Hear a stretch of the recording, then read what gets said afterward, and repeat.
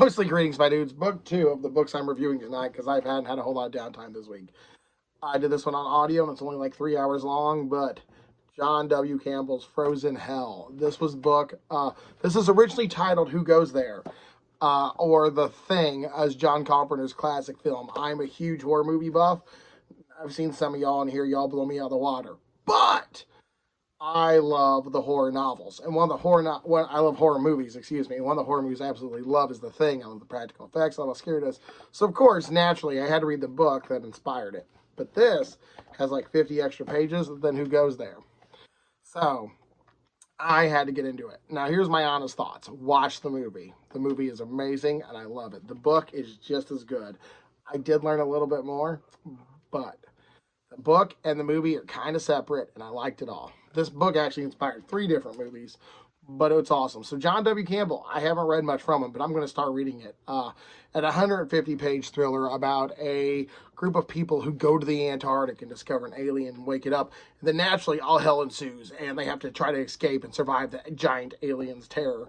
And the alien can like replicate, so you don't know who is what and shit. And it's fucking terrifying, and I fucking loved it. I love anything involving like isolation, because like my big problem with like most haunted houses is that you just escape. Like you can go outside and you're usually fine, but in like space with like Alien, or when you're stuck in like the Antarctic, you're not just going outside. If you go outside, you might freeze.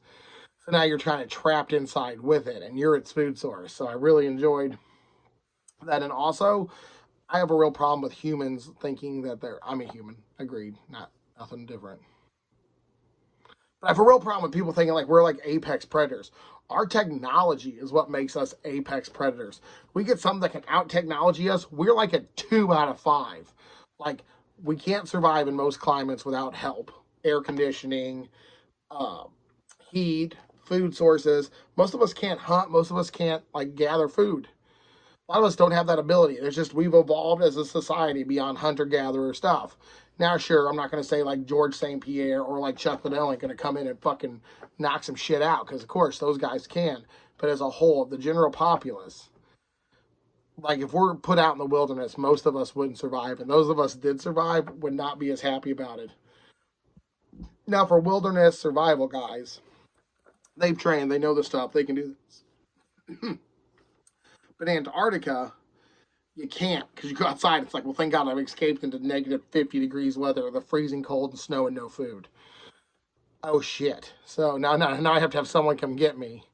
And hopefully they know. And that was one thing I really enjoyed about this book, was the inclusion of terror, that I'm not an apex predator. I'm in food. I'm what my cow sees. Now I have to survive, and I'm stuck. So I really enjoyed that. McCready and all the guys. I mean, the characters are mostly the same. There is, I'm going to try to find it, some artwork. The art is good, not as glamorous as I would like. The book is literally like 160 pages, or there's a 3-hour audio book that I found, which was just freaking fantastic. Uh, and I really like the fact that everyone realized that they were fucked right away. So, uh, well written and super short. My only issue is that, like I said, this is 100, and you can probably read this sitting down in an hour or two. And it was just a remarkable read. I enjoyed it. One of my highlights of the year. I have 3 books so far on my best books of the year already, and it's not even February. But this was great. Tender of the Flesh was great, and the Twisted ones I'm reading now is just phenomenal. So I'm really getting into a horror type mood. I'm really getting into a deep sense of dread, and this definitely feels it. If you like isolation, if you like dark, cramped, cold spaces and something chasing you, this is going to scare the shit out of you, and it's great. And this has been your boy Pruitt, guys, and you stay creepy.